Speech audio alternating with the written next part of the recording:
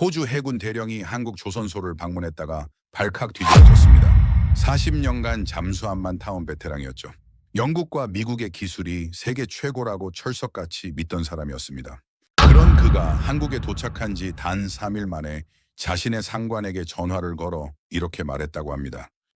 우리가 완전히 틀렸다고요. 이 대령은 원래 한국을 무시하러 온 사람이었습니다.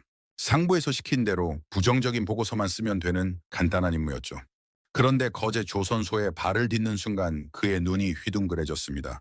3,600 통업 잠수함이 그의 눈앞에 우뚝 서 있었거든요. 호주가 30년째 만들지 못하고 있는 바로 그 잠수함이었습니다. 하지만 진짜 충격은 따로 있었습니다. 한국의 젊은 여성 박사가 그에게 던진 한마디가 그의 인생을 완전히 뒤흔들어 놓았거든요. 호주 해군의 자존심이 산산조각 나는 순간이었죠. 그런데 더 놀라운 건 그 다음에 벌어진 일입니다. 이 대령이 본국의 명령을 거부하고 한국 편에 서기로 결심한 겁니다. 40년 군 생활을 걸고요. 도대체 한국이 그에게 무엇을 보여준 걸까요? 어떤 기술이 그의 신념을 무너뜨린 걸까요? 그리고 왜 그는 조국을 배신하는 것처럼 보이는 선택을 했을까요? 남방우에서 온 잠수함 대령이 한국에서 눈물을 흘린 그 충격적인 이야기 지금 바로 시작합니다. 저는 호주 해군에서 40년을 복무한 제임스 맥브라이드라고 합니다. 지금은 퇴역했지만 한때는 잠수함 전단 부사령관까지 지냈죠. 오늘 제가 들려드릴 이야기는 제 인생을 완전히 바꿔놓은 한국에서의 경험입니다. 2018년 여름이었습니다. 저는 당시 중령으로서 콜린스급 잠수함 랭키노의 함장이었어요. 남중국해에서 정찰 임무를 수행하고 있었죠. 그날따라 바다가 유난히 고요했습니다. 너무 고요해서 오히려 불안했어요. 그리고 제 불안은 현실이 됐습니다. 소나실에서 급보가 올라왔어요. 중국 공격형 핵잠수함 영파급으로 추정되는 접촉음이 탐지됐다는 겁니다. 저는 즉시 회피 기동을 명령했습니다. 하지만 디젤 잠수함의 한계가 발목을 잡았어요. 고속으로 도주하려면 배터리가 금방 바닥나거든요. 저속으로 숨어야 했습니다. 6시간 동안 숨바꼭질이 계속됐습니다. 중국 핵잠은 우리보다 3배는 빨랐어요. 걔네들은 여유롭게 쫓아왔죠. 결국 배터리 충전을 위해 스노클을 올려야 했습니다. 그 순간 중국 초계기에 완전히 노출됐어요. 굴욕적인 철수를 할 수밖에 없었습니다. 그날 밤 저는 함장실에서 잠을 이루지 못했습니다. 핵추진 잠수함이 있었다면 상황은 완전히 달랐을 겁니다. 무한정 자망하면서 유유히 빠져나갔겠죠. 하지만 호주에는 핵잠이 없었어요. 그게 제 트라우마의 시작이었습니다. 6년이 흘렀습니다. 2024년 저는 57살의 대령이 됐고 퇴역을 앞두고 있었어요. 그동안 호주는 미국, 영국과 오커스 협정을 맺고 핵잠 도입을 추진했습니다. 하지만 일정은 계속 미뤄졌죠. 2040년대에나 가능하다더군요. 저는 체념하고 있었습니다. 그러던 어느 날 국방부에서 예상치 못한 명령이 떨어졌습니다. 한국 조선소 실사단 단장으로 파견하라는 거였어요. 저는 코웃음을 쳤습니다. 한국이라고요. 그 나라가 잠수함을 제대로 만든다고요.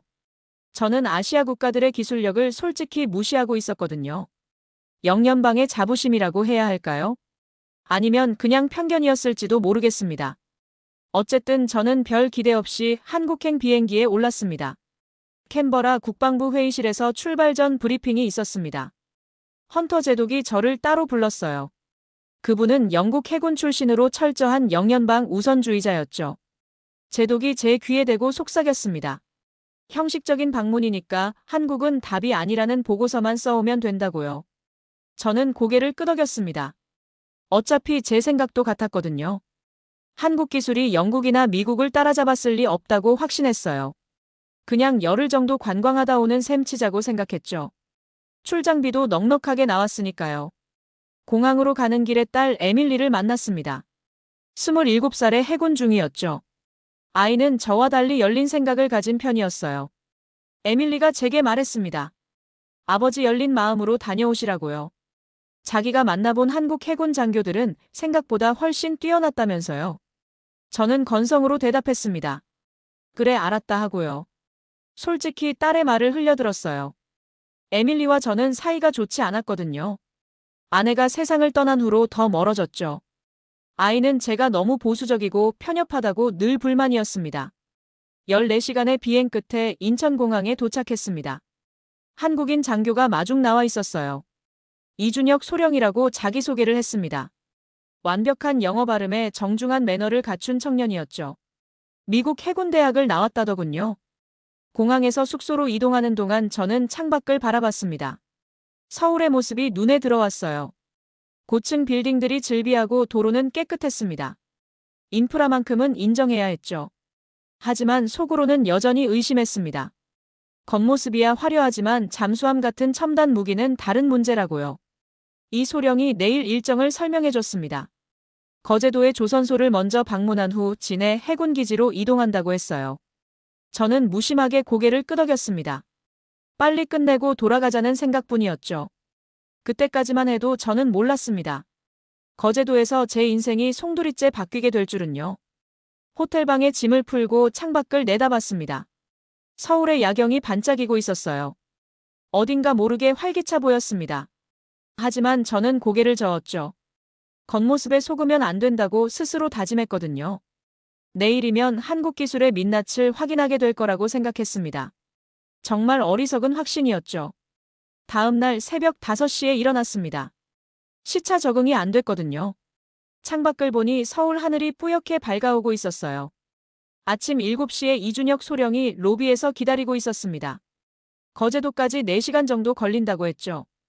저는 차 안에서 잠을 청했습니다. 눈을 떴을 때 차창 밖으로 바다가 보였어요. 거제대교를 건너고 있었습니다. 푸른 바다 위로 거대한 크레인들이 줄지어 서 있었죠. 이 소령이 설명해줬습니다. 저기가 대우조선해양이고 조금 더 가면 삼성중공업이 있다고요. 저는 고개를 끄덕였지만 별다른 감흥은 없었습니다. 조선소 정문에 도착하니 박정호 전무라는 분이 기다리고 있었어요. 53살의 중년 남성이었는데 인상이 무척 과묵해 보였습니다. 악수를 하면서 눈을 마주쳤는데 날카로운 눈빛이 인상적이었죠. 이 사람은 호락호락하지 않겠구나 싶었습니다. 박 전무가 첫마디를 건넸어요. 대령님 말보다 현장을 보여드리겠다고요. 전동 카트를 타고 조선소 내부로 들어갔습니다. 그 순간 저는 입을 다물지 못했어요. 상상 이상의 규모였거든요. 거대한 도크들이 끝없이 펼쳐져 있었고 곳곳에서 용접 불꽃이 튀고 있었습니다. 수백 명의 노동자들이 개미처럼 움직이고 있었죠. 영국의 어떤 조선소에서도 이런 광경은 본 적이 없었습니다. 박 전무가 특수선 건조동으로 안내했습니다. 잠수함을 만드는 곳이라고 했어요. 보안 때문에 휴대폰을 맡기고 들어갔죠. 철문이 열리는 순간 저는 멈춰 섰습니다. 눈앞에 거대한 잠수함이 모습을 드러냈거든요. 검은색 선체가 위압적으로 서 있었습니다. 장보고 3배치 장형실함이라고 박 전무가 설명했어요. 3,600톤급으로 한국이 독자 개발한 최신의 잠수함이라고 했습니다. 저는 잠수함 주위를 천천히 걸었어요. 선체 곡면의 매끄러움이 눈에 들어왔습니다. 용접선이 거의 보이지 않을 정도였죠. 이건 상당한 기술력이 아니면 불가능한 겁니다. 솔직히 인정하기 싫었지만 감탄이 나왔어요. 호주의 콜린스급보다 확연히 진보한 설계였거든요. 하지만 저는 티를 내지 않으려고 애썼습니다. 일부러 까다로운 질문을 던졌죠. AIP 시스템은 어느 나라 기술이냐고요. 독일 것을 라이선스 했느냐고 물었습니다. 박 전무의 표정이 살짝 변했어요. 불쾌한 기색이었죠. 하지만 곧 담담하게 대답했습니다. 순수 국산 기술이라고요. 김소영 박사가 상세히 설명해 줄 거라고 덧붙였습니다. 저는 속으로 비웃었어요. 국산이라니 얼마나 조잡할지 뻔하다고 생각했거든요. 회의실로 이동했습니다. 프로젝터가 설치된 깔끔한 공간이었어요. 잠시 후 문이 열리고 한 여성이 들어왔습니다. 30대 후반으로 보이는 단정한 인상이었죠. 김소영 박사라고 자기소개를 했어요.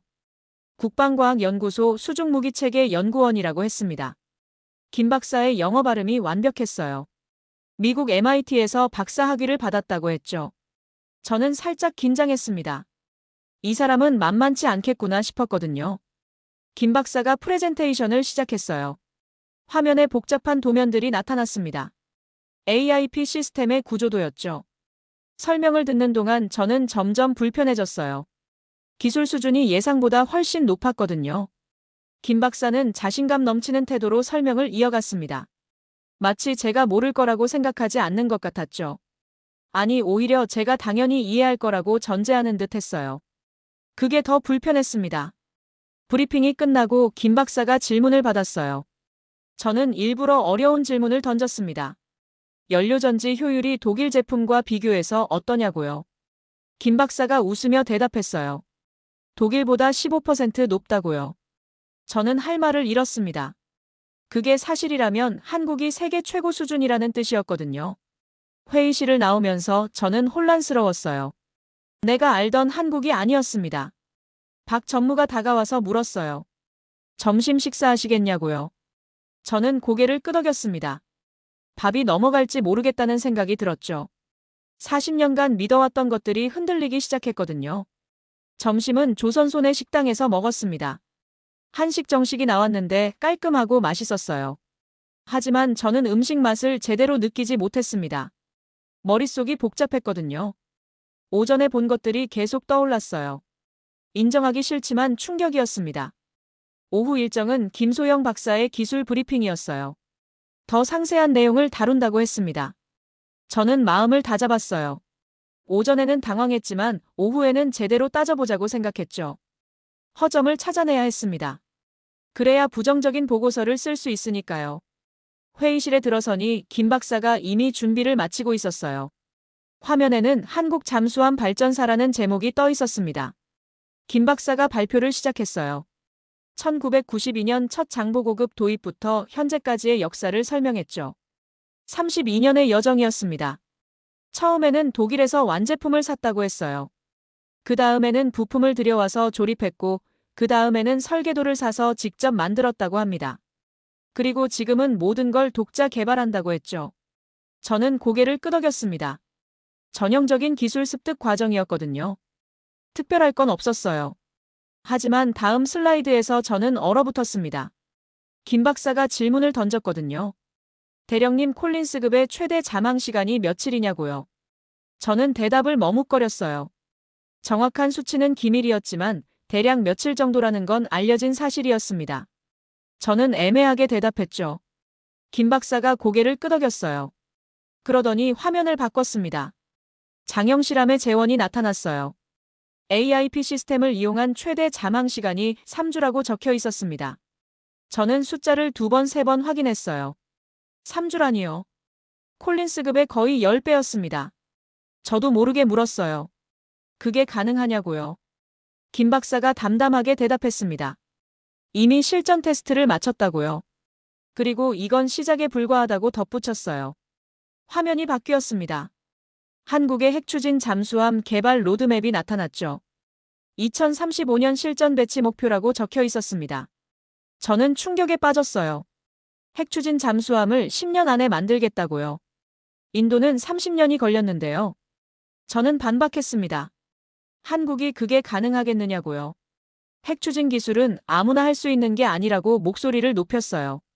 박정호 전무가 처음으로 입을 열었습니다. 표정에 미소가 번졌어요. 대령님, 우리는 세계 1위 조선 기술을 가진 나라라고요. 인도와 비교하지 말아달라고 했습니다. 그 말투가 거만하게 느껴졌지만 반박할 수가 없었어요. 한국 조선업이 세계 최고라는 건 부정할 수 없는 사실이었으니까요. 김 박사가 추가 설명을 했어요. 핵추진의 핵심은 원자로 소형화 기술인데 한국은 이미 상당한 수준에 도달했다고 합니다. 원자력 발전소를 수출하는 나라가 한국이라는 걸 잊지 말라고 했죠. 저는 할 말을 잃었어요. 논리적으로 반박할 근거가 없었거든요. 브리핑이 끝나고 저는 한참 동안 자리에 앉아 있었습니다. 다른 실사단원들은 먼저 나갔어요.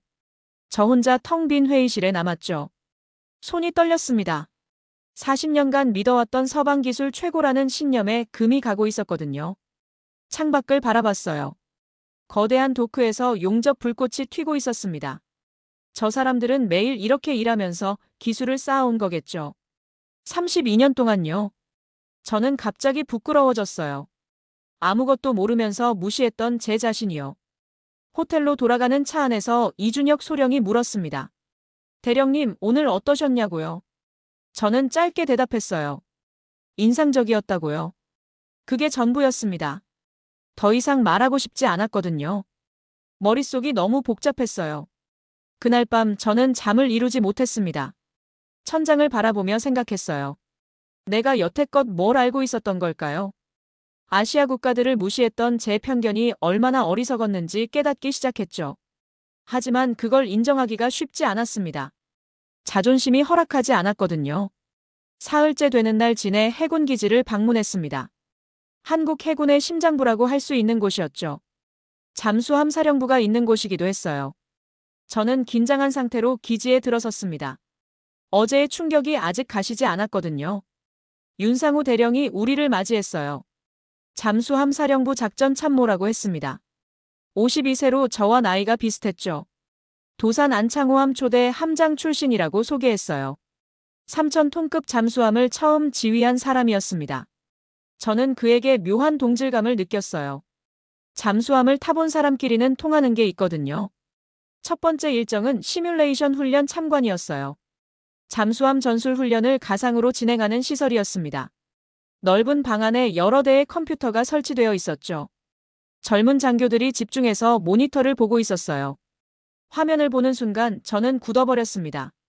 중국 공격형 핵잠수함이 화면에 나타났거든요. 영파급이었어요. 6년 전 저를 쫓아왔던 바로 그 잠수함이었습니다.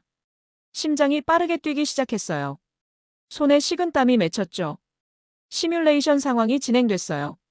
한국 잠수함이 중국 핵잠과 조우하는 시나리오였습니다. 저는 화면에서 눈을 뗄 수가 없었어요. 중국 핵잠이 한국 잠수함을 추적하기 시작했거든요. 마치 6년 전 제 상황이 재현되는 것 같았습니다.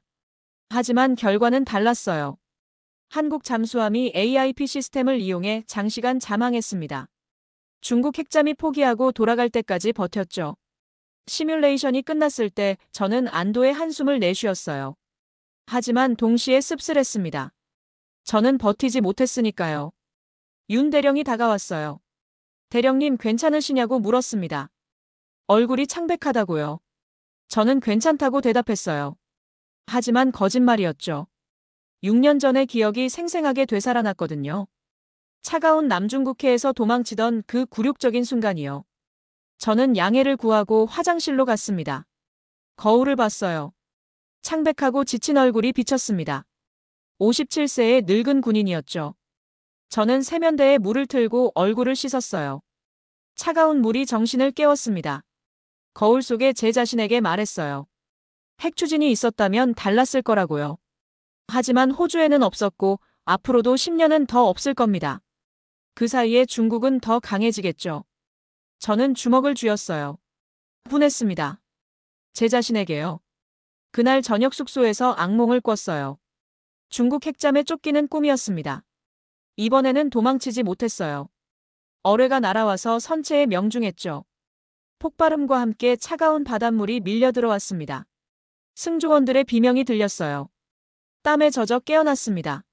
심장이 미친 듯이 뛰고 있었어요. 시계를 보니 새벽 3시였죠. 다시 잠들 수가 없었습니다. 창밖을 바라봤어요. 진해만의 불빛이 어둠 속에 반짝이고 있었습니다. 저 바다 어딘가에 한국 잠수함들이 있을 거예요. 저들도 중국 핵잠을 두려워할까요? 아마 그렇겠죠. 하지만 저들은 포기하지 않았습니다. 32년 동안 기술을 개발했고 이제는 핵추진까지 만들려고 해요. 저는 부끄러워졌어요. 호주는 뭘 했을까요? 미국과 영국에만 의존했죠.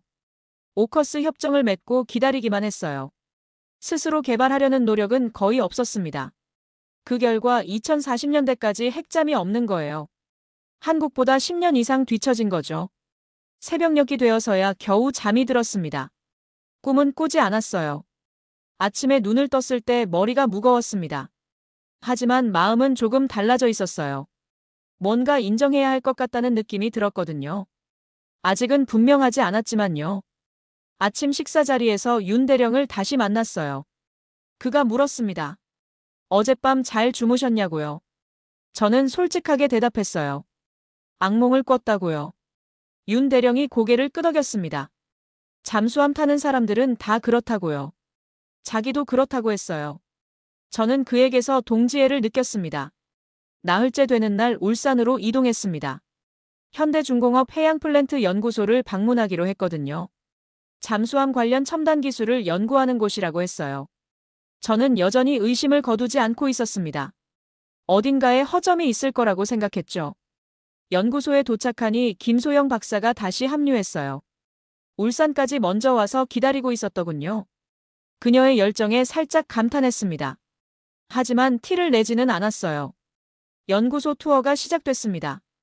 깨끗하고 현대적인 시설이었어요. 복도를 걷는데 곳곳에서 연구원들이 바쁘게 움직이고 있었죠. 저는 한 가지가 궁금해졌어요. 이렇게 빠른 개발 속도가 어떻게 가능한 건지요. 저는 김 박사에게 질문했습니다. 솔직히 말해서 이렇게 빠르면 품질에 문제가 있는 것 아니냐고요. 한국의 빨리빨리 문화가 무기 개발에는 맞지 않는 것 같다고 덧붙였어요. 지금 생각하면 무례한 질문이었죠. 김 박사의 표정이 굳어졌어요. 하지만 곧 정색하며 대답했습니다. 대령님, 빨리빨리가 대충대충이 아니라고요. 오해하지 말라고 했어요. 그녀의 목소리에 힘이 들어가 있었습니다. 김 박사가 저를 한 연구실로 안내했어요. 수십 명의 연구원들이 모니터 앞에 앉아 있었습니다. 24시간 3교대로 일한다고 했어요. 저는 놀랐습니다. 밤새 일하는 거냐고 물었죠. 김 박사가 고개를 끄덕였어요. 우리에게는 시간이 없다고 했습니다. 북한의 위협, 중국의 부상, 일본의 재무장. 한국은 쉴 틈이 없다고요. 그래서 빨리 달려야 한다고 했어요. 하지만 절대로 대충하지 않는다고 강조했습니다. 한 젊은 연구원이 다가왔어요. 30대 초반으로 보이는 청년이었습니다. 그가 설명해줬어요. 자신의 아버지 세대는 독일에서 기술을 배웠다고요. 선진국 기술자들에게 고개 숙여 가르침을 청했죠. 그리고 자기 세대는 그 기술을 뛰어넘었다고 했습니다. 저는 벽에 걸린 사진을 봤어요. 1992년이라고 적힌 오래된 사진이었습니다. 젊은 한국 해군 장교들이 독일 기술자들 앞에 서 있었어요.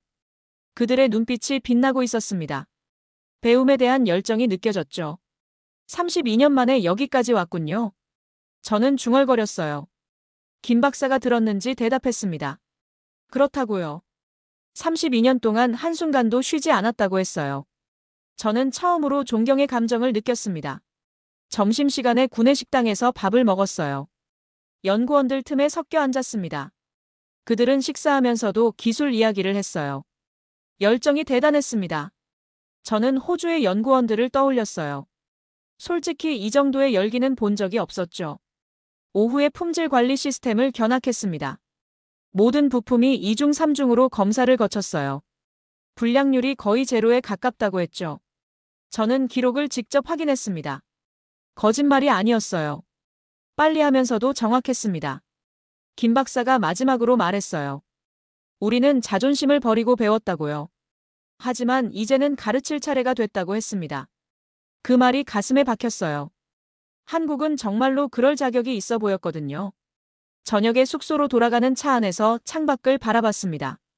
울산의 공장 불빛들이 반짝이고 있었어요. 저 불빛 하나하나가 누군가의 노력이겠죠. 32년간의 땀과 눈물이요. 저는 제 자신에게 물었어요. 호주는 뭘 했느냐고요. 대답이 나오지 않았습니다. 우리는 그저 기다렸죠. 미국이 해주겠지, 영국이 도와주겠지. 스스로 달리지 않았어요. 그게 차이였습니다. 그날 밤 저는 일기를 썼어요. 오랜만에 펜을 들었습니다. 한국에서 본 것들을 기록했죠. 그리고 마지막에 이렇게 적었어요. 내가 틀렸을지도 모른다고요. 처음으로 인정하는 문장이었습니다. 닷새째 되는 날 아침에 충격적인 뉴스를 봤습니다. 호텔 TV에서 한국 공군 블랙이글스 소식이 나오고 있었어요. 두바이 에어쇼에 참가하려던 비행팀이 일본 오키나와에서 급류를 거부당했다는 거였습니다. 이유가 황당했어요. 블랙이글스가 독도 상공을 비행했다는 겁니다. 독도는 분명 한국 영토인데 일본이 자기네 땅이라며 급류를 막은 거였죠. 저는 어이가 없었습니다. 이게 동맹국이 할 짓인가 싶었어요.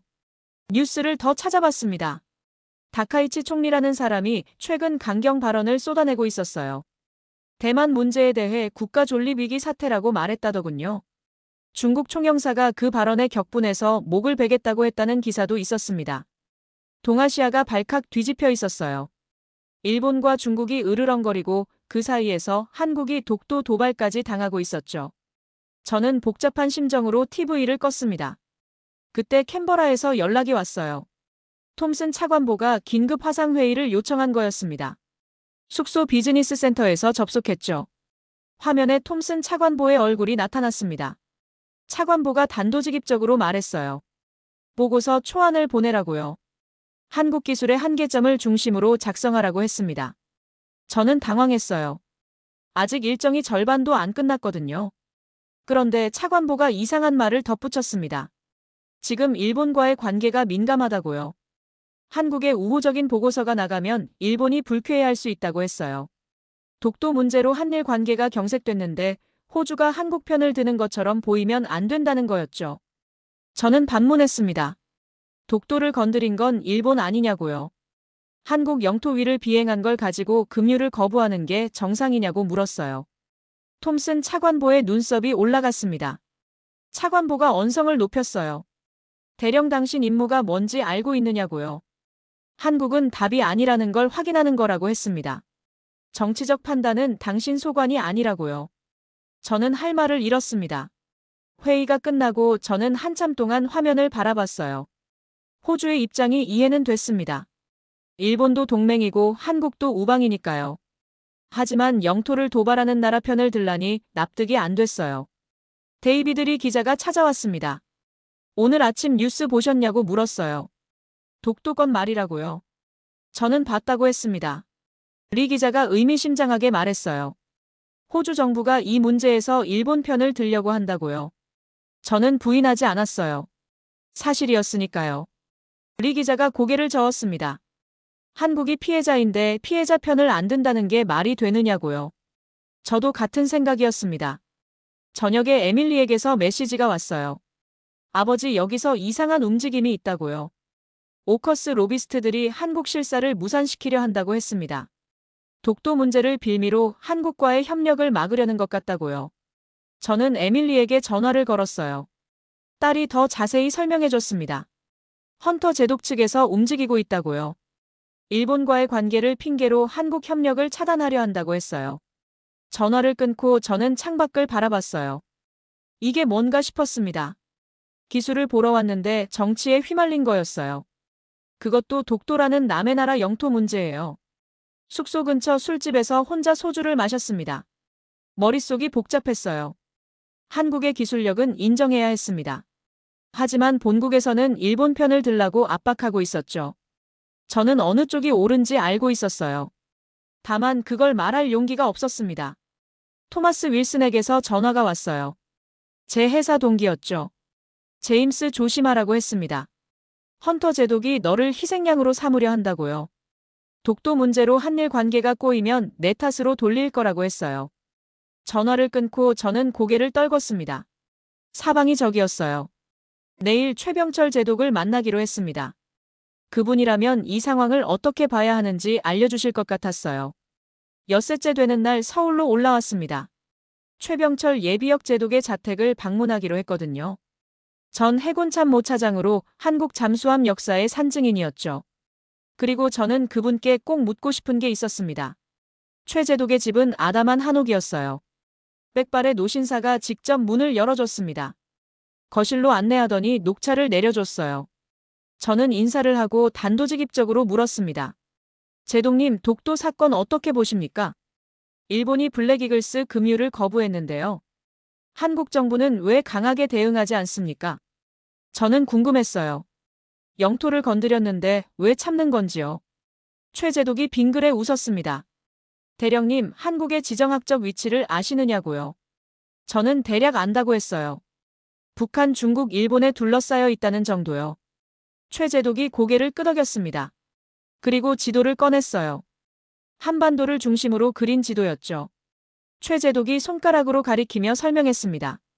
한국은 사방이 긴장지대라고요. 북쪽에 북한, 서쪽에 중국, 동쪽에 일본. 그리고 남쪽 바다 너머로 중국과 미국이 대치하고 있다고 했어요.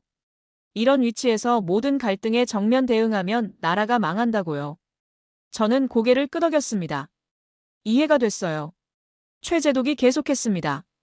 독도건은 명백한 도발이라고요. 한국 영토를 건드린 거니까요. 하지만 지금 일본과 전면 충돌하면 누가 이득이겠느냐고 물었어요. 중국이요. 저는 대답했습니다. 최재독이 그렇다고 했어요. 한일이 싸우면 중국만 좋다고요. 그래서 한국은 참는 거라고 했습니다. 전략적 인내라고요. 하지만 영토 문제인데요. 저는 반문했습니다. 자존심이 있지 않습니까? 최재독이 웃었어요. 자존심은 기술로 지킨다고요. 최재독이 오래된 사진첩을 꺼냈습니다. 1992년 독일에서 찍은 사진이었어요. 젊은 한국 해군 장교들이 독일 기술자들 앞에 고개 숙이고 있었죠. 그때 독일 사람들이 우리를 무시했다고요. 한국이 잠수함을 만든다고 코웃음을 쳤다고 했어요. 하지만 우리는 자존심을 버리고 배웠다고 합니다. 최재독이 다른 사진을 보여줬어요. 최근 사진이었습니다. 같은 독일 회사 사람들이 한국에 와서 고개를 숙이고 있었어요. 기술 이전을 요청하러 온 거라고 했습니다. 32년 만에 입장이 바뀐 거라고요. 이게 진짜 자존심이라고 했어요. 싸워서 이기는 게 아니라 기술로 앞서는 거라고요. 저는 할 말을 잃었습니다. 최재독이 다른 이야기를 꺼냈어요. 최근 미국 주한미군 사령관 브런슨이 흥미로운 발표를 했다고요. 한반도를 중심에 놓은 지도를 공개했다고 했습니다. 그 지도에서 한반도는 중국의 제1도련선 안에 있었어요. 중국이 방어선을 치려는 그 안쪽에요. 브런슨이 뭐라고 했는지 아느냐고 물었습니다. 저는 모른다고 했어요. 적이 담을 쳤는데 담 안에 이미 우리 병력이 있다. 그렇게 말했다고요. 한반도의 전략적 가치가 그만큼 크다는 뜻이라고 했어요. 미국도 한국 없이는 중국을 견제할 수 없다고요. 저는 충격을 받았습니다. 한국의 위상이 이 정도인 줄 몰랐거든요. 최재독이 덧붙였어요. 그래서 일본이 독도를 건드린 거라고요. 다카이치 총리가 한일 협력을 깨려는 거라고요. 한미일 삼각동맹이 흔들리면 일본의 협상력이 올라가니까요. 독도는 그 도구일 뿐이라고 했어요. 한국은 그걸 알기 때문에 휘둘리지 않는 거라고요. 저는 감탄했습니다. 이런 관점은 처음이었어요. 최재독이 저를 바라봤습니다. 대령님, 진실을 말하는 건 군인의 의무라고요. 정치에 휘둘리지 마시라고 했어요. 오커스가 2040년대에 완성된다 해도 그때 중국은 어디까지 가 있겠느냐고요. 호주에게 10년은 없다고 했습니다. 일본 눈치 보다가 시간을 허비하면 안 된다고요. 작별 인사를 하면서 최재독이 저를 안아줬어요. 용기를 내라고 했습니다. 저는 고개를 끄덕였어요. 이제 뭘 해야 하는지 알 것 같았습니다. 최병철 제독을 만나고 돌아온 다음 날 저는 혼란에 빠졌습니다. 밤새 뒤척이며 생각했어요. 진실을 말해야 한다는 건 알겠는데 그게 쉽지 않았거든요.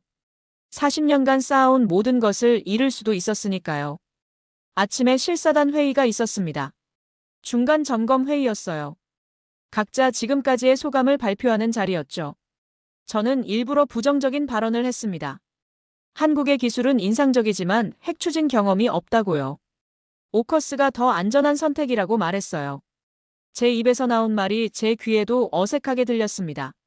거짓말이었으니까요. 하지만 저는 아직 준비가 안 됐어요. 모든 걸 버릴 용기가 없었습니다. 그래서 비겁하게 거짓을 말한 거죠. 그때 알렉스 김 상사가 손을 들었어요. 한국계 호주인 2세대 승조원이었습니다. 그가 제 발언에 반박했어요. 대령님, 경험이 없다는 건 미국도 마찬가지였다고요. 1954년에 노틸러스호를 만들 때 미국도 처음이었다고 했습니다. 저는 화가 났어요. 부하가 상관에게 대드는 거잖아요. 저는 목소리를 높였습니다. 상사, 지금 나한테 반박하는 거냐고요. 회의실 분위기가 싸늘해졌어요. 다른 단원들이 어색하게 시선을 피했습니다. 알렉스가 물러서지 않았어요. 대령님, 저는 사실을 말씀드리는 겁니다라고 했습니다. 한국의 기술력을 직접 보시지 않았습니까? 왜 부정하시는 겁니까? 그 질문이 제 가슴을 찔렀어요. 회의가 엉망으로 끝났습니다. 저는 화를 참지 못하고 먼저 나와버렸어요. 복도에서 혼자 담배를 피웠습니다. 손이 떨렸어요. 알렉스의 말이 맞았거든요. 저는 사실을 부정하고 있었습니다. 비겁하게요. 그날 저녁 저는 혼자 술을 마셨어요. 숙소 근처의 작은 술집이었습니다. 소주를 연거푸 마셨죠. 취기가 오르면서 머릿속이 더 복잡해졌어요. 내가 뭘 하고 있는 건지 모르겠더군요. 휴대폰이 울렸습니다. 토마스 윌슨이었어요. 제 회사 동기이자 잠수함 전단 참모장이죠. 그가 낮은 목소리로 말했습니다. 제임스 헌터 제독이 너를 희생양으로 삼으려 한다고요. 조심하라고 했어요. 저는 물었어요. 무슨 뜻이냐고요? 토마스가 설명해줬습니다. 만약 한국 협력이 잘못되면 내 탓으로 돌릴 거라고요. 반대로 잘 되면 자기들 공으로 가져갈 거라고 했어요. 어느 쪽이든 내가 손해라고요. 전화를 끊고 저는 한참 동안 멍하니 앉아 있었어요. 고립감이 밀려왔습니다. 본국에서는 저를 이용하려 하고 여기서는 제가 거짓말쟁이가 됐어요.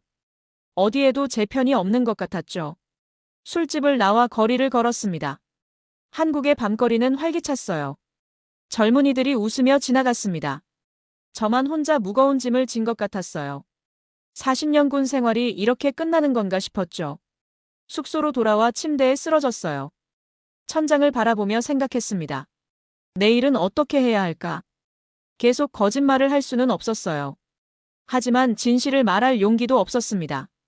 비겁한 제 자신이 한심했어요. 새벽에 잠이 들었다가 악몽을 꿨습니다. 법정에 서 있는 꿈이었어요. 판사가 저를 심판하고 있었죠. 죄목은 배신이었습니다. 조국을 배신했느냐, 양심을 배신했느냐. 둘 중 하나를 선택하라고 했어요. 저는 대답하지 못했습니다. 땀에 젖어 깨어났어요. 아직 어두웠습니다. 창밖으로 서울의 불빛이 보였어요. 저는 결심해야 했습니다. 더 이상 도망칠 수 없었어요. 오늘 안에 답을 내려야 했죠. 제 인생에서 가장 어려운 결정이 될 거였습니다. 아침이 밝았어요. 오늘은 자유일정이었습니다. 저는 혼자 시간을 보내기로 했어요. 생각을 정리해야 했거든요. 이준혁 소령에게 양해를 구하고 숙소를 나섰습니다. 어디로 갈지 정하지 않고 그냥 걸었어요. 서울 거리를 정처 없이 걸었습니다. 낯선 도시에서 혼자라는 게 오히려 편했어요. 아는 사람이 없으니까요. 그냥 생각에 잠겨 걸었습니다. 2시간쯤 지났을까요? 배가 고파졌어요. 근처에 식당을 찾았습니다. 작은 한식당이었어요. 문을 열고 들어갔죠. 점심시간이 지나서 손님이 별로 없었습니다. 구석자리에 앉았어요. 아주머니가 다가왔습니다. 60대로 보이는 푸근한 인상이었어요. 메뉴판을 건네주면서 뭐라고 말했는데 한국어라 못 알아들었죠. 저는 손가락으로 첫 번째 메뉴를 가리켰어요. 뭔지도 모르고요. 잠시 후 밥상이 나왔습니다. 된장찌개, 생선구이, 나물 반찬들. 소박하지만 정성이 느껴지는 음식이었어요. 저는 숟가락을 들었습니다. 첫 술을 떴는데 눈물이 날 뻔했어요. 집밥 같은 맛이었거든요. 아주머니가 다시 다가왔어요. 제 얼굴을 보더니 걱정스러운 표정을 지었습니다. 뭐라고 물었는데 역시 못 알아들었죠. 하지만 그 표정만으로 뜻이 전해졌어요. 괜찮으냐고 묻는 거였죠. 저는 고개를 끄덕였어요. 괜찮다는 뜻으로요. 하지만 괜찮지 않았습니다. 아주머니가 자리에 앉았어요. 그리고 서툰 영어로 말했습니다. You look sad. 당신 슬퍼 보인다고요. 저는 놀랐어요. 영어를 할 줄 아는 분이었군요. 아주머니가 웃으며 설명했습니다. 아들이 가르쳐줬다고요. 아들이 해군이라고 했어요. 잠수함을 탄다고요. 저는 귀가 번쩍 뛰었습니다. 아주머니의 이름은 정미숙이었어요. 이 식당을 혼자 운영하고 있었죠. 남편은 오래전에 세상을 떠났다고 합니다. 아들 하나를 키우면서 평생 일했다고 했어요. 저는 제 이야기를 조금 했습니다. 호주 해군이고 잠수함을 탔었다고요. 정 사장의 눈이 반짝였어요. 아들과 같은 일을 했다고 신기해했습니다. 그러더니 반찬을 더 가져다 줬어요. 군인은 많이 먹어야 한다면서요. 정 사장이 아들 이야기를 했습니다. 매번 출항할 때마다 걱정돼서 잠을 못 잔다고요. 잠수함이 위험하다는 걸 아니까요. 하지만 아들이 좋아하는 일이라 말리지 않는다고 했어요. 그냥 무사히 돌아오길 빈다고요. 저는 가슴이 뭉클해졌어요. 제 아내도 그랬거든요. 제가 출항할 때마다 밤잠을 설쳤다고 합니다. 저는 몰랐어요. 아내가 돌아가시고 나서야 알았죠. 일기장을 읽고서요. 정 사장에게 제 아내 이야기를 했어요. 5년 전에 세상을 떠났다고요. 암이었습니다. 정 사장이 제 손을 잡았어요. 아무 말 없이요. 그 따뜻함이 전해졌습니다. 말이 필요 없었어요. 한참을 앉아 있었습니다. 정 사장이 커피를 내려줬어요. 인스턴트였지만 맛있었습니다. 저는 편안해졌어요. 낯선 나라에서 처음으로 마음이 놓였죠. 정 사장이 물었어요. 뭐가 그렇게 힘드냐고요? 저는 망설이다가 솔직하게 말했습니다. 어려운 결정을 해야 하는데 용기가 없다고요. 진실을 말해야 하는데 두렵다고 했어요. 정 사장이 고개를 끄덕였습니다. 그러더니 말했어요. 잠수함 타는 사람들 마음은 다 똑같을 거라고요. 두려워도 가야 할 때가 있다고 했습니다. 아들도 그렇게 말했다고요. 무섭지만 가야 한다고요. 저는 그 말에 마음이 움직였어요. 단순하지만 진실이었거든요. 두려워도 가야 할 때가 있다. 제가 바로 그런 상황이었습니다. 계산을 하려는데 정 사장이 거절했어요. 돈 받으면 안 된다고요. 군인한테는 서비스라고 했습니다. 저는 고집을 부리다가 결국 2배를 내고 나왔어요. 정 사장이 문 앞까지 배웅해줬습니다. 저는 돌아서며 말했어요. 감사합니다, 어머니. 서툰 한국어였지만 정 사장이 알아들었어요. 활짝 웃으며 손을 흔들었습니다. 저는 그 웃음을 오래 기억할 거예요. 숙소로 돌아가는 길에 마음이 가벼워졌어요. 뭔가 결심이 선 것 같았습니다. 정 사장의 말이 계속 맴돌았어요. 두려워도 가야 할 때가 있다고요. 저도 이제 가야 할 것 같았습니다. 다음 날 부산으로 이동했습니다. 유엔 기념공원을 방문하기로 했거든요. 한국 전쟁에 참전한 유엔군 전사자들이 묻힌 곳이었어요. 호주군 묘역도 있다고 했습니다. 저는 참배하고 싶었어요. 버스에서 알렉스 김 상사를 마주쳤습니다. 어제 회의에서 충돌했던 터라 어색했어요. 저는 먼저 말을 걸었습니다. 어제 일은 미안하다고요. 내가 감정적이었다고 했어요. 알렉스가 고개를 저었어요. 아닙니다, 대령님. 제가 선을 넘었다고 했습니다. 저는 손을 내밀었어요. 악수를 하자고요. 알렉스가 제 손을 잡았습니다. 화해가 된 거죠. 유엔 기념공원에 도착했어요. 입구에 태극기와 유엔기가 펄럭이고 있었습니다. 넓은 묘역이 펼쳐졌어요. 하얀 묘비들이 줄지어 서 있었죠. 엄숙한 분위기였습니다. 호주군 묘역으로 향했어요. 340명의 호주 군인이 이곳에 잠들어 있었습니다. 70년 전에 이 땅을 지키다 전사한 분들이었죠. 저는 묵념했어요. 알렉스가 유독 오래 서 있었습니다. 한 묘비 앞에서 움직이지 않았어요. 저는 다가갔습니다. 묘비에 새겨진 이름을 봤어요. 김영수 일병이라고 적혀 있었습니다. 한국 이름이었죠. 저는 물었어요. 아는 분이냐고요? 알렉스가 고개를 끄덕였습니다. 제 외할아버지라고요. 저는 놀랐어요. 호주군 묘역의 한국 이름이라니요. 알렉스가 설명해줬습니다. 외할아버지는 한국 전쟁 때 카투사로 호주군에 배속됐다고요. 호주 군인들과 함께 싸우다 전사했다고 합니다. 그 인연으로 호주군 묘역에 묻히게 됐다고 했어요. 알렉스의 눈에 눈물이 맺혔어요. 저는 처음 알게 된 사실이 많았습니다. 알렉스가 한국계라는 건 알았지만 이런 사연이 있을 줄은 몰랐거든요. 알렉스가 계속 말했어요. 자신은 한국계 호주인 2세대라고요. 호주에서 태어나 호주에서 자랐다고 합니다. 하지만 평생 정체성 혼란을 겪었다고 했어요. 호주에서는 아시안이라 불리고 한국에서는 교포라 불린다고요. 어디에도 완전히 속하지 못하는 느낌이었다고 합니다. 저는 가슴이 아팠어요. 그런 고민을 하고 있었을 줄 몰랐거든요. 알렉스가 눈물을 훔치며 말했습니다. 하지만 이번 방문으로 깨달았다고요. 알렉스가 저를 바라봤어요. 저는 두 나라의 피를 이어받은 게 아니라 두 나라의 우정을 이어받은 거라고요. 외할아버지가 호주 군인들과 함께 싸운 것처럼 저도 두 나라를 잇는 다리가 될 수 있다고 했습니다. 저는 말문이 막혔어요. 32살의 젊은 상사가 이런 깊은 생각을 하고 있었습니다. 저보다 훨씬 성숙했어요. 저는 부끄러웠습니다. 편견에 눈이 멀어 있던 제 자신이요. 저는 알렉스를 껴안았어요. 처음으로 부하를 안아본 것 같았습니다. 미안하다고 했어요. 내가 편견을 가지고 있었다고요. 알렉스가 괜찮다고 했습니다. 대령님도 변하고 계시잖아요 라고요. 묘역을 나오면서 저는 생각에 잠겼어요. 70년 전에 이 땅을 지킨 사람들이 있었습니다. 호주인도 한국인도 함께 싸웠어요.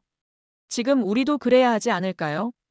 함께 미래를 만들어야 하지 않을까요? 버스로 돌아가는 길에 알렉스가 물었어요. 대령님은 결정하셨습니까? 무슨 결정이냐고 되물었더니 보고서 말이라고 했습니다. 진실을 쓰실 건지요? 저는 창밖을 바라봤어요. 부산의 바다가 보였습니다. 저는 대답했습니다. 아직 완전히 결정하지는 못했다고요. 하지만 거짓말은 하지 않을 거라고 했어요. 알렉스가 고개를 끄덕였습니다. 숙소에 도착해서 저는 방에 들어가 문을 닫았어요. 책상에 앉아 노트북을 열었습니다. 보고서 파일을 열었어요. 커서가 깜빡이고 있었습니다. 저는 깊이 숨을 쉬고 타이핑을 시작했어요. 서울로 돌아온 마지막 밤이었습니다. 내일이면 최종 브리핑이 있었어요. 캔버라와 화상으로 연결해서 실사 결과를 보고하는 자리였죠. 제 인생을 결정할 순간이었습니다. 숙소 책상에 앉아 2개의 보고서를 펼쳐놨어요. 하나는 헌터 제독이 원하는 부정적인 보고서였습니다. 한국 기술의 한계점을 나열하고 오커스만이 답이라는 결론이었죠. 거짓이었지만 안전한 선택이었어요. 다른 하나는 제가 직접 쓴 보고서였습니다. 한국의 기술력을 인정하고 협력을 권고하는 내용이었어요. 진실이었지만 위험한 선택이었죠. 이걸 제출하면 제 경력은 끝날 수도 있었습니다. 두 문서를 번갈아 바라봤어요. 손이 떨렸습니다. 어느 쪽을 선택해야 할지 여전히 확신이 없었어요. 그때 휴대폰이 울렸습니다. 에밀리였어요. 영상통화였죠. 딸의 얼굴이 화면에 나타났습니다. 걱정스러운 표정이었어요. 에밀리가 말했습니다. 아버지 여기서 새로운 정보를 입수했다고요. 해군 정보부에서 일하는 친구가 알려줬다고 했어요. 오커스 사업비가 예상보다 3배 이상 증가할 거라고요. 저는 충격을 받았어요. 3배라고요. 에밀리가 계속했습니다. 그리고 첫 번째 핵잠 인도가 2040년대 후반으로 밀릴 수도 있다고요. 공식 발표보다 10년 이상 늦어지는 거였어요. 저는 계산을 했습니다. 그러면 호주는 2030년대에 잠수함 공백이 생기는 거였어요. 콜린스급은 퇴역하고 새 잠수함은 없는 상황이요. 최소 10년 동안 호주 해군은 무방비 상태가 됩니다. 에밀리가 말했어요. 아버지 용기를 내시라고요. 진실을 말씀하시라고 했습니다.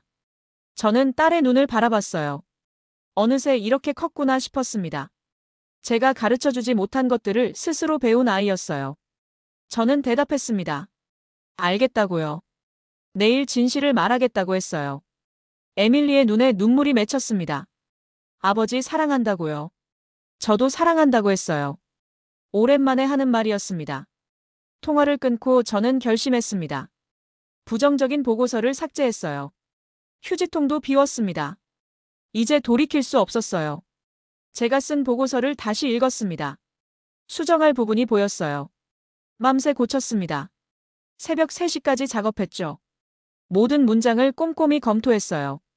이게 제 마지막 보고서가 될지도 모르니까요. 창밖이 밝아올 무렵 보고서가 완성됐습니다. 프린트해서 읽어봤어요. 떨리는 손으로 페이지를 넘겼습니다. 괜찮았어요. 진실이 담겨 있었습니다. 샤워를 하고 정장을 입었습니다. 거울을 봤어요. 피곤해 보였지만 눈빛은 또렷했습니다.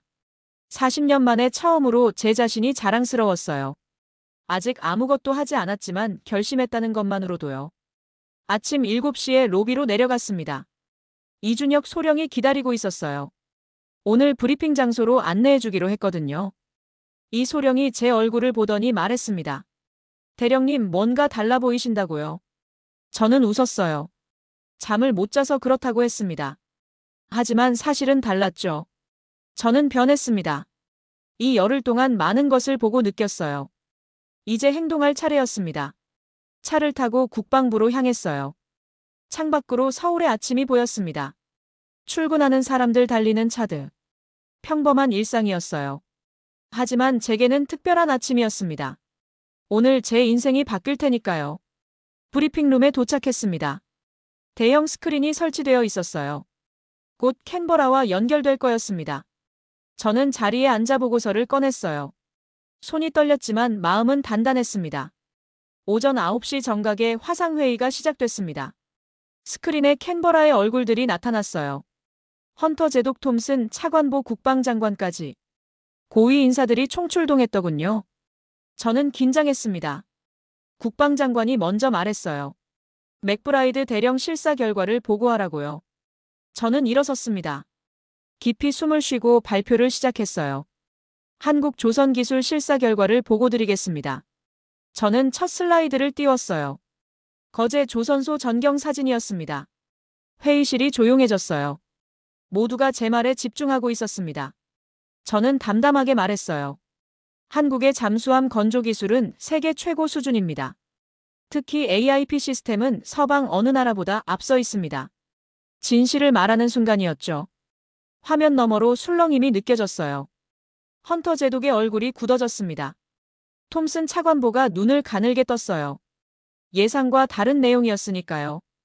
저는 계속했습니다. 장보고 3배치 장형실함의 재원을 설명했어요. 3,600톤급의 3주간 잠항이 가능하다고요. 콜린스급과 비교해서 월등히 뛰어나다고 했습니다. 다음 슬라이드로 넘어갔어요. 핵추진 잠수함 개발 로드맵이었습니다. 한국은 2035년 실전 배치를 목표로 하고 있다고 설명했죠. 10년 안에 가능하다고 봤습니다. 톰슨 차관보가 끼어들었어요. 대령 그건 당신 개인 의견이라고요. 한국이 핵추진을 만들 수 있다는 근거가 뭐냐고 물었습니다. 목소리에 불쾌함이 묻어났어요. 저는 정면을 응시했습니다. 아닙니다, 차관보님. 이것은 40년 잠수함 장교로서의 전문적 판단입니다. 저는 한국의 조선 기술과 원자력 기술을 직접 확인했습니다. 충분히 가능하다고 봅니다. 회의실이 얼어붙었어요. 헌터 제독이 화면에서 몸을 앞으로 기울였습니다.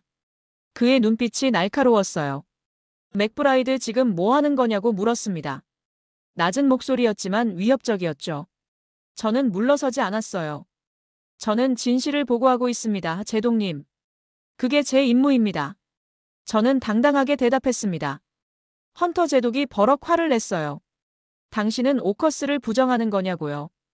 영국과 미국 동맹을 배신하는 거냐고 소리쳤습니다. 저는 고개를 저었어요.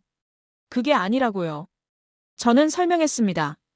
오커스는 장기적으로 중요합니다. 하지만 2030년대에 잠수함 공백이 생깁니다. 그 사이에 중국은 더 강해질 것입니다. 한국과의 협력은 그 공백을 메울 수 있습니다. 브릿지 솔루션이 필요하다고요. 국방장관이 손을 들어 제지했어요. 충분하다고요. 대령의 의견은 들었다고 했습니다. 이 문제는 내부적으로 검토하겠다고요. 회의가 급하게 종료됐습니다. 화면이 꺼지고 저는 자리에 주저앉았어요. 다리에 힘이 풀렸습니다. 제가 한 일을 깨달았죠. 사실상 상관에게 반기를 든 거였어요. 경력이 끝났을지도 모릅니다. 하지만 후회는 없었어요. 진실을 말했으니까요. 최제독의 말이 떠올랐습니다. 진실을 말하는 건 군인의 의무라고요. 저는 그 의무를 다했습니다. 박정호 전무가 다가왔어요. 회의에 참관하고 있었거든요. 그가 제 어깨를 두드렸습니다. 대령님, 용기 있는 발언이었다고요. 저는 고개를 숙였습니다. 당연한 일을 했을 뿐이라고 했어요. 점심도 먹지 않고 숙소로 돌아왔습니다. 휴대폰을 꺼놨어요. 아무도 만나고 싶지 않았거든요. 침대에 누워 천장을 바라봤습니다. 이제 어떻게 될까? 알 수 없었습니다. 하지만 이상하게 마음은 평온했어요. 오후에 휴대폰을 켰더니 부재중 전화가 12통이었어요. 헌터 제독에게서 5통, 톰슨 차관보에게서 3통.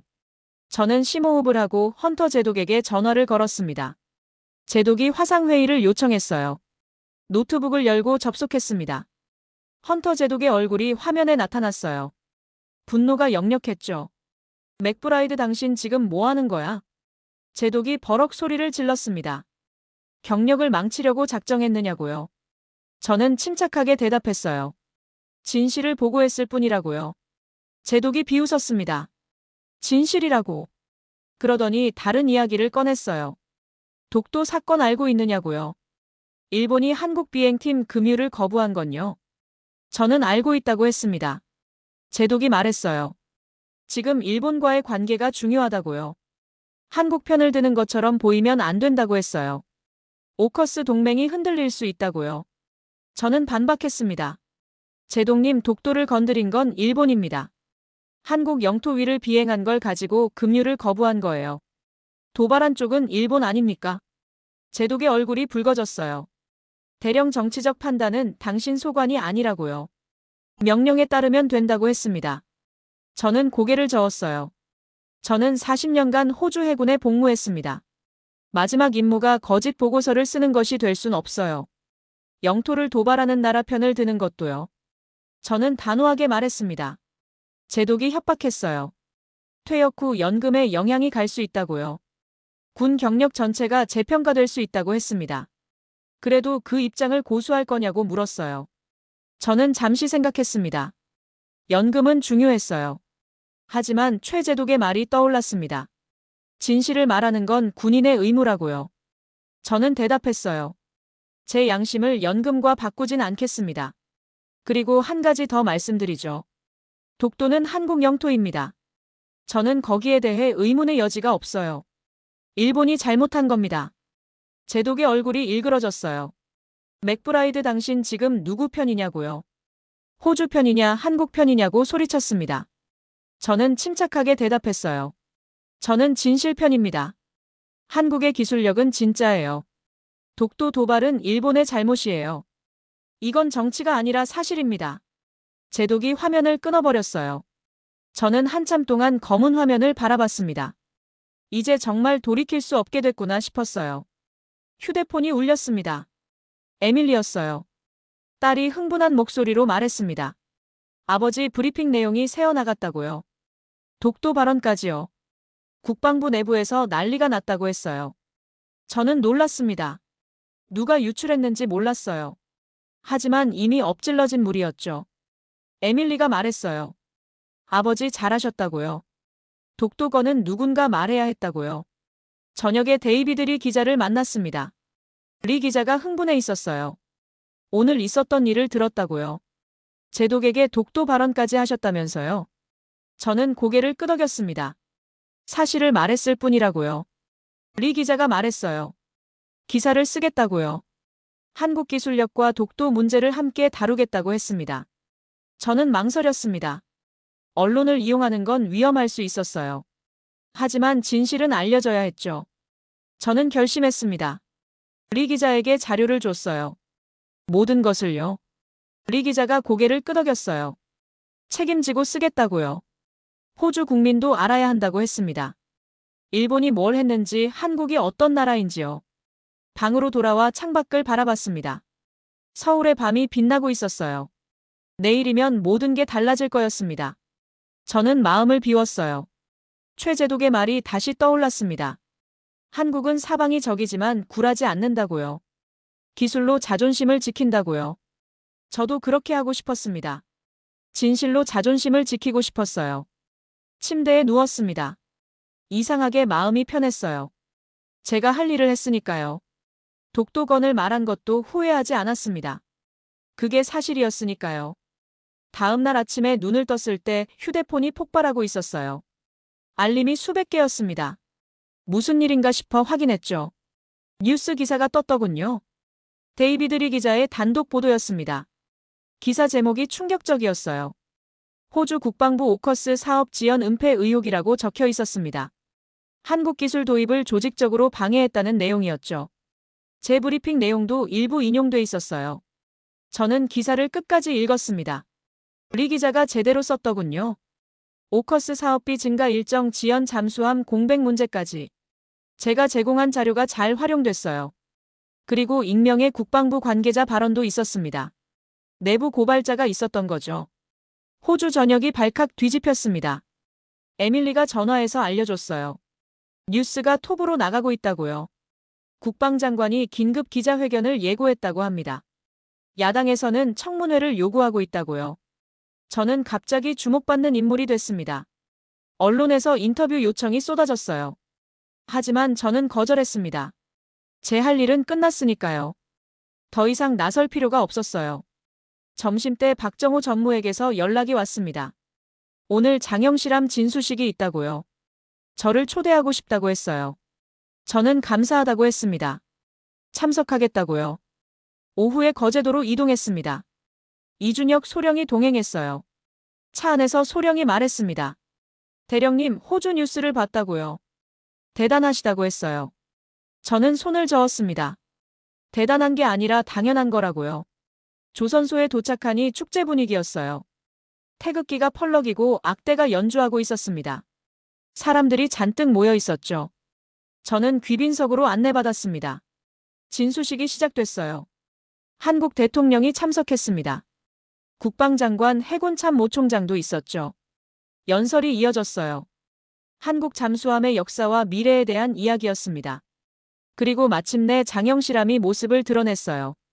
거대한 검은색 잠수함이 서서히 바다로 내려갔습니다. 군악대가 연주하고 사람들이 박수를 쳤어요. 저는 감격에 눈시울이 붉어졌습니다. 3,600톤의 위용이 대단했어요. 32년 전 독일에서 기술을 배우던 작은 나라가 이제 세계 최고의 잠수함을 만드는 나라가 됐습니다. 그 여정이 눈앞에 펼쳐졌어요. 진수식이 끝나고 리셉션이 열렸습니다. 박정호 전무가 다가왔어요. 대령님 감사하다고요. 대령님의 보고서 덕분에 호주 국방부가 한국과의 협력을 재검토하겠다고 합니다. 저는 고개를 저었어요. 제가 한 게 아니라고요. 여러분이 보여준 겁니다. 32년간 쌓아온 기술과 노력이요. 저는 그걸 본대로 말했을 뿐입니다. 박 전무가 손을 내밀었어요. 악수를 했습니다. 두 사람의 손이 맞잡혔어요. 40년 베테랑과 한국 조선의 장인. 서로를 인정하는 순간이었습니다. 저녁에 숙소로 돌아오니 에밀리에게서 문자가 와 있었어요. 아버지 자랑스러워요라고 적혀 있었습니다. 저는 웃었어요.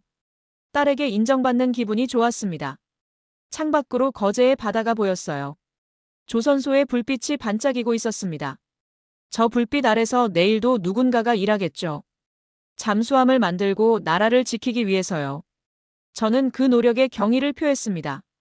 진수식 다음 날 아침에 일어나니 몸이 가벼웠어요. 오랜만에 푹 잤거든요. 악몽도 꾸지 않았습니다. 마음의 짐을 내려놓으니 잠도 잘 오더군요. 아침 식사를 하러 내려갔더니 알렉스 김 상사가 있었어요. 함께 식사를 했습니다. 알렉스가 뉴스를 보여줬어요. 호주 국방장관이 기자회견을 했다고요. 기자회견 내용이 의외였습니다.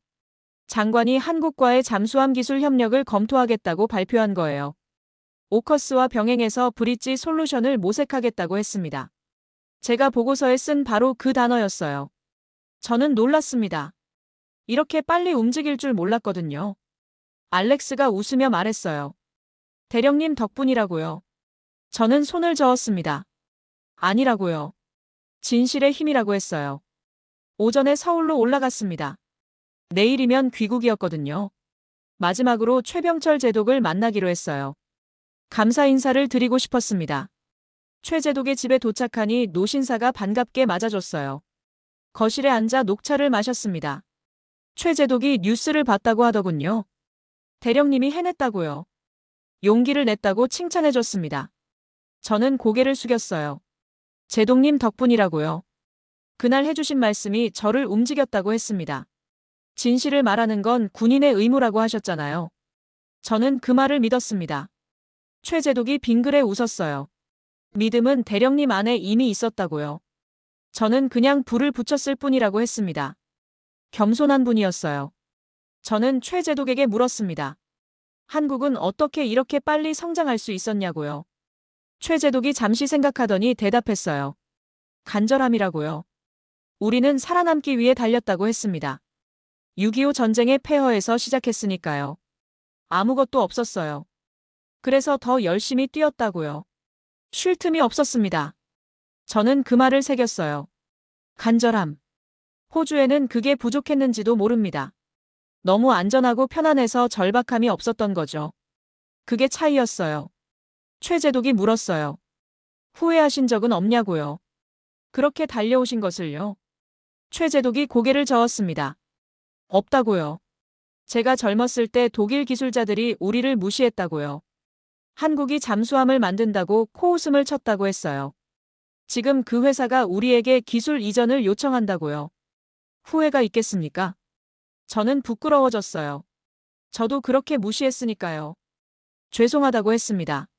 제가 편견을 가지고 있었다고요. 최재독이 제 손을 잡았어요. 괜찮다고 했습니다. 중요한 건 지금부터라고요. 과거는 바꿀 수 없지만 미래는 바꿀 수 있다고 했어요. 함께 만들어가면 된다고요. 저는 눈시울이 붉어졌어요. 이 노장의 관용이 가슴에 사무쳤습니다. 40년 군 생활에서 이런 지혜를 만난 건 처음이었어요. 작별 인사를 하면서 최재독이 저를 안아줬어요. 등을 두드려주며 말했습니다. 다시 오라고요. 언제든 환영한다고요. 저는 약속했습니다. 꼭 다시 오겠다고요. 차를 타고 숙소로 돌아가면서 창밖을 바라봤어요. 서울의 거리가 눈에 들어왔습니다. 열흘 전에 처음 왔을 때와 같은 풍경이었어요.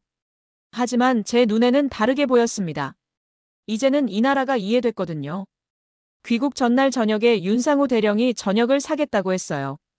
서울 시내의 한정식집이었습니다. 조용하고 고급스러운 분위기였죠. 저는 감사하다고 했습니다. 둘이 마주 앉아 술을 마셨어요.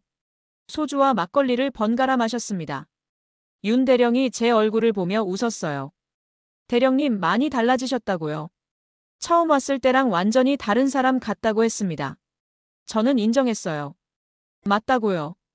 저도 제가 달라진 게 느껴진다고 했습니다. 열흘 만에 이렇게 바뀔 줄 몰랐다고요. 윤 대령이 물었어요. 어떤 게 가장 인상적이었냐고요. 저는 생각해봤습니다. 기술도 대단했지만 그게 전부는 아니었어요. 저는 대답했어요. 사람들이라고요. 한국 사람들의 열정과 따뜻함이 가장 인상적이었다고 했습니다. 기술은 결국 사람이 만드는 거니까요. 박정호 전무의 묵묵한 자부심, 김소영 박사의 당당한 전문성, 최병철 제독의 지혜와 관용, 정미숙 사장의 어머니 같은 따뜻함. 그 모든 사람들이 한국을 만든 거라고요. 윤 대령이 고개를 끄덕였어요. 우리의 가장 큰 자산은 사람이라고요. 천 연자원도 없고 땅도 좁지만 사람만큼은 어디에도 지지 않는다고 했습니다. 저는 공감했어요. 호주는 자원이 풍부하고 땅이 넓지만 그래서 오히려 절박함이 없었던 것 같다고요. 한국은 아무것도 없어서 사람에게 투자했고 그게 이런 결과를 만든 거라고 했습니다. 윤 대령이 한 가지 더 물었어요. 앞으로 어떻게 하실 거냐고요. 저는 솔직하게 대답했습니다. 아직 모르겠다고요. 본국에 돌아가면 어떤 일이 기다릴지 모르니까요. 청문회에 불려갈 수도 있고 조기 퇴역을 당할 수도 있다고요. 하지만 후회는 없다고 했습니다. 제가 할 일을 했으니까요. 윤 대령이 손을 내밀었어요. 악수를 하자고요. 잠수함 장교끼리의 우정이라고 했습니다. 바다 밑에서 함께 숨쉰 사람들은 통하는 게 있다고요. 저는 그 손을 잡았습니다. 단단한 악수였어요. 국적은 다르지만 같은 바다를 아는 사람들이었죠. 그 순간 저는 진짜 동맹이 뭔지 알 것 같았어요. 기술이 아니라 신뢰였습니다. 식사를 마치고 거리를 걸었어요. 서울의 밤은 화려했습니다.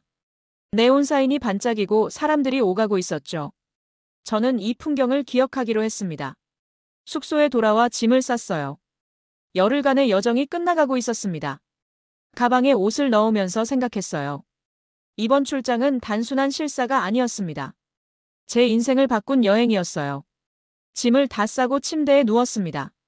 창밖으로 서울의 불빛이 보였어요. 내일이면 떠나야 합니다. 하지만 꼭 다시 오겠다고 다짐했어요. 이 나라와의 인연은 이제 시작이니까요. 눈을 감았어요. 평온한 마음이었습니다.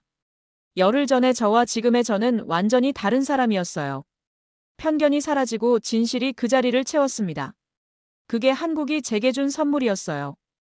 인천공항에서 출국 수속을 밟았어요. 실사단원들과 함께였습니다. 알렉스 김 상사가 옆에 있었죠. 그가 말했어요. 대령님, 언제 다시 오실 거냐고요. 저는 웃었습니다. 모르겠다고요. 하지만 꼭 오겠다고 했어요. 이준혁 소령이 배웅을 나왔습니다. 열흘 동안 수고했다고 했어요. 저는 감사하다고 했습니다. 당신 덕분에 편하게 다녔다고요. 이 소령이 웃으며 명함을 줬어요.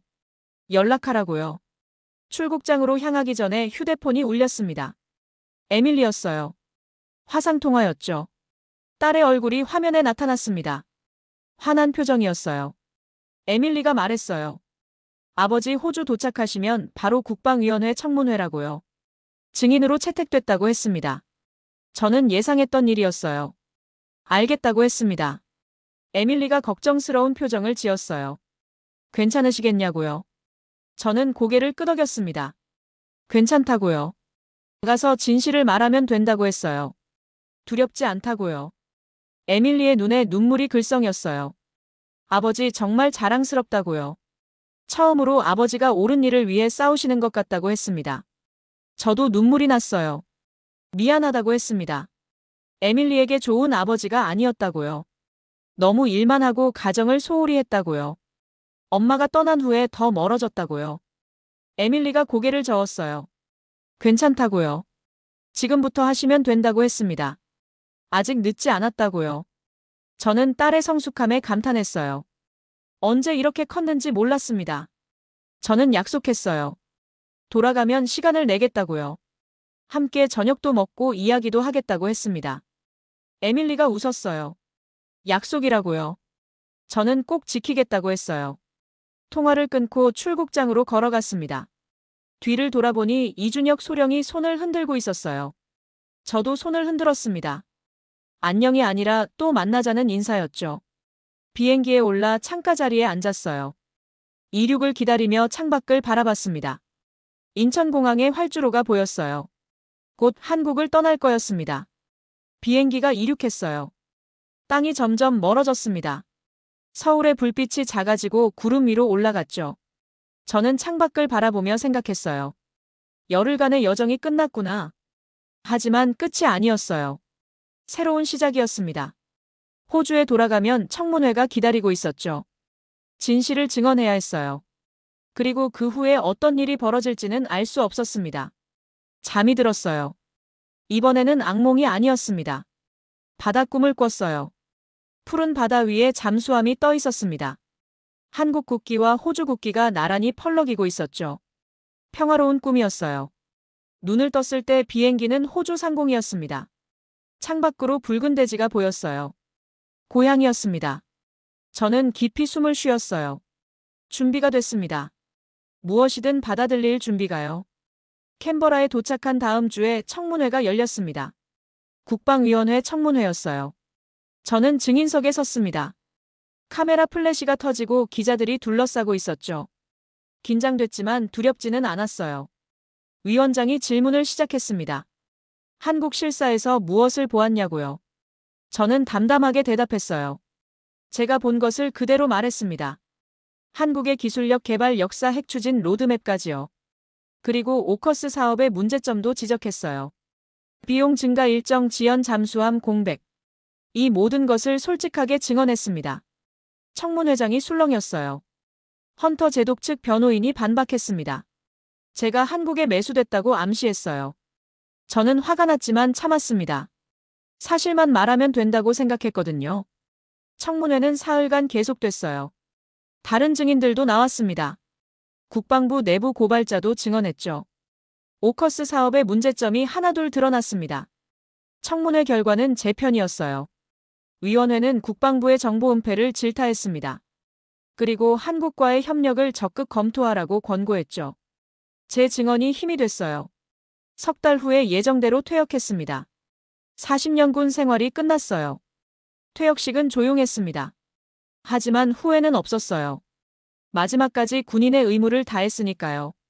퇴역 후에 의회에 제안이 들어왔어요. 민간 컨설턴트로 한호방산협력자문위원회에 참여해달라는 거였습니다. 호주 정부가 만든 새로운 기구였죠. 저는 수락했어요. 첫 번째 회의에서 화상으로 박정호 전무를 만났습니다. 반가웠어요. 박 전무님 다시 뵙게 되어 영광이라고 했습니다. 박 전무가 처음으로 활짝 웃었어요. 환영합니다, 맥브라이드 씨. 이제 대령이 아니라 민간인이니까 호칭이 바뀌었죠. 저도 웃었습니다. 새로운 시작이었어요. 에밀리와의 관계도 좋아졌어요. 한국에서 돌아온 후 약속대로 시간을 냈습니다. 함께 저녁도 먹고 이야기도 했죠. 처음에는 어색했지만 점점 편해졌어요. 에밀리가 놀라운 소식을 전했어요. 한국 주재 호주 해군 연락장교로 지원했다고요. 그리고 선발됐다고 합니다. 저는 기뻤어요. 딸이 제 뒤를 잇는 것 같았거든요. 어느 날 수잔 챔버스에게서 연락이 왔어요. 전 해군 군의관이자 한때 연인이었던 사람이죠. 커피를 마시자고 했습니다. 시드니에서 만났어요. 수잔이 말했어요. 뉴스에서 봤다고요. 많이 달라졌다고 했습니다. 예전에 고집 센 제임스가 아닌 것 같다고요. 저는 웃었어요. 맞다고요. 한국이 저를 바꿨다고 했습니다. 우리는 오래 이야기했어요. 과거의 일들, 현재의 삶, 미래의 계획까지요. 헤어질 때 수잔이 말했습니다. 다시 만나자고요. 저는 고개를 끄덕였어요. 집으로 돌아와 창밖을 바라봤습니다. 캔버라의 하늘이 맑았어요. 새로운 인생이 시작되고 있었습니다. 군인에서 민간인으로. 하지만 변하지 않는 게 있었어요. 진실을 말하겠다는 신념이요. 1년이 지났습니다. 한호방산 협력은 순조롭게 진행되고 있었어요. 브릿지 솔루션이라는 이름으로 한국형 디젤 잠수함 도입이 추진되고 있었죠. 제가 처음 제안했던 바로 그 계획이었습니다. 1년 후 다시 한국에 왔습니다. 한호 합작 잠수함 프로젝트 착공식에 참석하기 위해서였어요. 에밀리와 함께였습니다. 딸은 이제 한국 주재 연락장교로 서울에 살고 있었죠. 인천공항에 내리니 감회가 새로웠어요. 1년 전에 처음 왔을 때가 떠올랐습니다. 그때는 편견에 가득 찬 늙은 군인이었죠. 지금은 다릅니다. 열린 마음으로 돌아왔어요. 거제도로 이동했습니다. 조선소 앞에 도착하니 박정호 전무가 기다리고 있었어요. 반갑게 악수했습니다. 1년 만이었죠. 박 전무가 여전히 과묵하게 웃었어요. 착공식장에는 많은 사람이 모여 있었습니다. 한국과 호주의 고위 인사들이 참석했어요. 양국 국기가 나란히 펄럭이고 있었죠. 역사적인 순간이었습니다. 착공 버튼이 눌렸어요. 굴착기가 땅을 파기 시작했습니다. 한호 합작 잠수함의 첫 삽이 떠진 거였죠. 박수가 터져나왔어요. 저도 손뼉을 쳤습니다. 행사가 끝나고 저는 조선소 앞을 걸었어요. 에밀리가 옆에 있었습니다. 딸이 물었어요. 아버지 기분이 어떠시냐고요? 저는 대답했습니다. 뭉클하다고요. 1년 전에는 이런 날이 올 줄 몰랐어요. 호주와 한국이 함께 잠수함을 만들다니요. 제가 쓴 보고서 한 장이 이런 결과를 만든 거였습니다. 물론 저 혼자 한 게 아니에요. 많은 사람의 노력이 있었죠. 오후에 바다어멈 식당을 찾았습니다. 1년 전에 정미숙 사장을 만났던 곳이에요. 에밀리와 함께 갔죠. 문을 열고 들어가니 정 사장이 눈을 동그랗게 떴어요.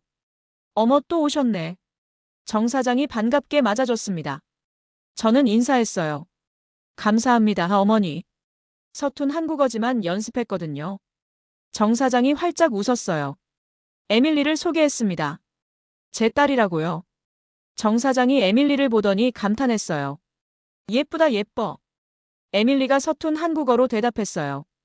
감사합니다, 어머니. 정 사장이 더 기뻐했죠. 밥상이 나왔습니다. 된장찌개, 생선구이, 나물 반찬들. 1년 전과 같은 메뉴였어요. 저는 첫 술을 뜨면서 눈물이 날 것 같았습니다. 그때의 기억이 떠올랐거든요. 정 사장이 물었어요. 일이 잘 됐냐고요. 저는 고개를 끄덕였습니다. 덕분에 잘 됐다고요. 그때 해주신 말씀이 저를 움직였다고 했어요. 두려워도 가야 할 때가 있다고 하셨잖아요. 정 사장이 손사래를 쳤어요. 제가 뭘 했다고요? 손님이 스스로 하신 거라고 했습니다. 겸손한 분이었어요. 식사를 마치고 계산을 하려는데 정 사장이 또 거절했어요. 돈 받으면 안 된다고요. 저는 이번에도 2배를 놓고 나왔습니다. 정 사장이 문 앞까지 배웅해줬어요. 조선소 뒤편의 언덕에 올라갔습니다. 에밀리와 함께였죠. 거기서 바다가 내려다 보였어요. 저 멀리 건조 중인 잠수함 구조물이 보였습니다. 한국과 호주의 국기가 나란히 펄럭이고 있었어요. 저는 중얼거렸어요. 내 인생의 마지막 항해가 가장 의미 있는 항해가 될 줄은 몰랐다고요. 에밀리가 제 손을 잡았습니다. 아버지 사랑해요라고 했어요. 저도 대답했습니다. 나도 사랑한다. 그리고 이 나라가 고맙다고요. 한국이 저를 바꿨어요. 편견을 깨고 진실을 보게 해줬죠. 그리고 새로운 삶을 선물했습니다. 바다가 반짝이고 있었어요. 햇살이 물결 위에서 춤을 추고 있었습니다. 아름다웠어요. 두 나라의 우정처럼요. 저는 마음속으로 다짐했습니다. 남은 인생 동안 이 인연을 지키겠다고요. 한국과 호주를 잇는 다리가 되겠다고요. 그게 제가 할 수 있는 보답이니까요. 에밀리가 물었어요. 아버지 행복하시냐고요. 저는 고개를 끄덕였습니다. 그렇다고요. 지금 이 순간이 내 인생에서 가장 행복한 순간이라고요. 바람이 불어왔어요. 바다 냄새가 났습니다. 제가 사랑하는 바다였죠. 그리고 이제는 제가 사랑하는 나라의 바다였습니다.